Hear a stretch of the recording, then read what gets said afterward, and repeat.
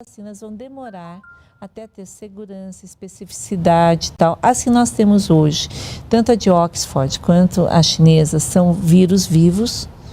Um é o vírus vivos do próprio vírus, ou atenuado, mas ele é ainda o próprio vírus, e a gente não sabe se está todo realmente como é que ele está, ele ainda está sendo testado. O outro vírus é um vírus de macaco, que entra dentro da célula e carrega uma proteína spike, e que daí, teoricamente, não causa problema em seres humanos, mas vai ser testado para saber se um vírus que entra pelo mesmo receptor do coronavírus, que carrega uma proteína do coronavírus, não vai causar nada no ser humano. Entende? Então, nós estamos numa fase muito precoce, muito preliminar de vírus, e que talvez as próximas gerações de vacinas, é que talvez venham a ser as melhores. Por exemplo, tem uma geração de vacina que é uma espécie de RNA em espelho. Ele é o espelho. Então, eu tenho aqui o vírus, eu tenho aqui o RNA em espelho, que é o mensageiro. Sim. Eu pego esse e imunizo com esse, que não é mais o vírus. Quem sabe, coisas desse tipo. Mas também vamos pensar o seguinte, vamos fortalecer o nosso sistema imunológico. Você coloca a pessoa no sol, faz exercício e tal, ser feliz. A depressão baixa a imunidade, pacientes com câncer não estão se tratando, pacientes com problemas cardíacos estão morrendo de infarto em casa sem procurar ajuda. Esse tratamento precoce, então, resolveria uma série de questões que a pandemia trouxe, que vai, inclusive, além do coronavírus, né? Exato. Como a senhora citou, e não é pensar em economia, não é aquela polarização, você só pensa em economia e não pensa na saúde. Não é. Gente, sem dinheiro para comer, as crianças que ficaram sem a merenda escolar, que era o único alimento que tinham. Eu assisti uma fala da ministra Damares e eu fiquei estarrecida. Ela fala assim, aumentou o número de violência doméstica feminina, aumentou o feminicídio, agora tem aquela campanha, a mulher pode avisar quando está sendo e tal. Agora diminuiu o número de avisos de abusos de crianças. Por quê? Porque quem sabe, a criança não tem WhatsApp, criança não consegue avisar. Quem descobria era quem via na fraldinha, quem via a criança sendo abusada nas escolas.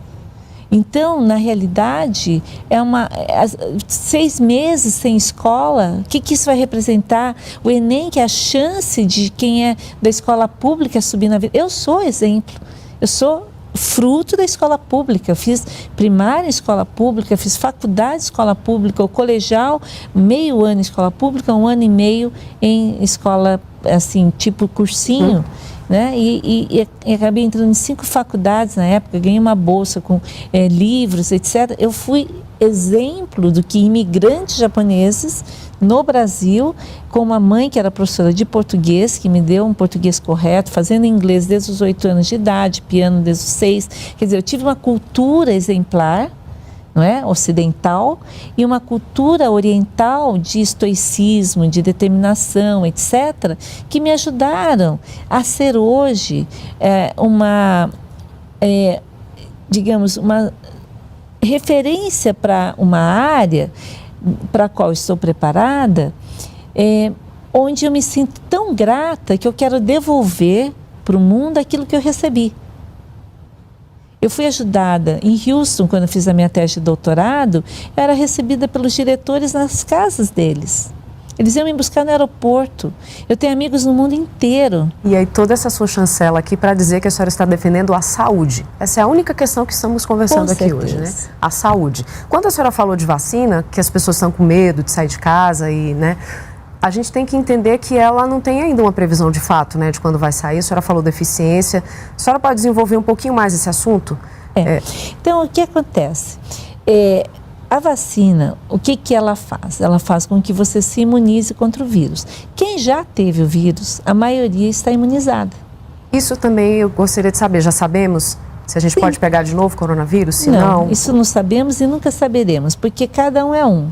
Se você pegou o coronavírus, fez uma boa imunidade, mas amanhã você tem uma queda de imunidade, você tem um câncer, etc., a sua imunidade cai, você pode pegar a varicela que você tinha quando era pequena. Então, você nunca vai ter 100%, mas não é por causa disso que você para a vida, não sai mais de casa, não faz mais nada. Entende? Nós estamos sujeitos, as zoonoses, as doenças, aos vírus, as bactérias. Nós não paramos o mundo por causa da dengue, não paramos o mundo por causa da tuberculose, e morre muito mais gente com essas outras doenças todas do que com o coronavírus. Hoje nós já sabemos como tratar cada fase, já não morre mais tanta gente, mesmo no SUS. Por que a gente tem que continuar escondido? Agora, também eu não quero ser aquela que fala, a minha filha falou, mãe, não vá ficar falando para as pessoas saírem de casa, ela está lá escondida, você entendeu? Ela falou assim, você vai ser vista como aquela. Eu falei, não estou falando para as pessoas saírem de casa, estou falando para as pessoas se cuidarem, se tratarem. Porque a gente está vivendo um momento de pânico, né, doutora? O pânico. Se você não traz essa informação para a gente de que há um tratamento, eu vou continuar com pânico em casa. Aliás, e não é que a gente está pregando aqui que as pessoas saiam de casa, mas que entendam que tem um tratamento. É preciso entender que há um tratamento. Do pânico. Ai, meu Deus do céu. Esse medo também é muito prejudicial, não, né? O medo, ele é prejudicial para tudo. Em primeiro lugar, te paralisa, te deixa massa de manobra. Qualquer pessoa, você pega, você acha que alguns poucos militares nazistas conseguiriam controlar aquela massa de rebanho de judeus famintos se não os submetessem diariamente a humilhações, tirando deles todas as iniciativas? Entendeu? Quando você tem medo, você fica submisso a situações terríveis. Então, eu acho que a gente tem que tirar o medo, mas tem que ter um enfrentamento correto. Então, tem que ter saneamento básico, tem que ter distanciamento social, usar máscara, comer regularmente, tomar sol, ter vitamina D, ter vitamina C, comer frutas, comer verduras, saladas, mais peixes e frango do que carne vermelha, sabe? Fazer uma dieta. É um conjunto de ações. É um conjunto. Uma coisa não exclui a outra. Orar. A oração e a conexão com o universo, com a natureza. Quem não gosta de fazer oração, vá assistir um pôr do sol, vá assistir um nascer do sol, estrelas. Eu falo para os meus pacientes. Trabalhar o pensamento é muito importante, né? Também. Tudo isso te traz uma capacidade de enfrentamento. Você acha que uma mãe que sai às 4 da manhã de uma favela para trabalhar na casa da patroa, a 2 horas e 3 conduções, deixando as crianças lá, ela não está enfrentando a morte todos os dias?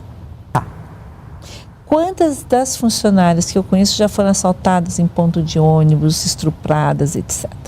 Então é uma coisa muito séria. As pessoas enfrentam porque tem que defender a sua prole. E as pessoas que saíram do isolamento para trabalhar não é porque queriam, é porque não podiam ficar, porque a Organização Mundial de Saúde falou, olha, isolamento para todo mundo. Daí ele viu que as pessoas trabalhavam para comer naquele dia, daí ele voltou atrás, ele falou, olha, desculpe, o isolamento serve, mas tem situações que não vai dar para ter. E eu queria perguntar para a senhora da efetividade desse isolamento social. Hoje a gente aqui está num lugar muito ruim.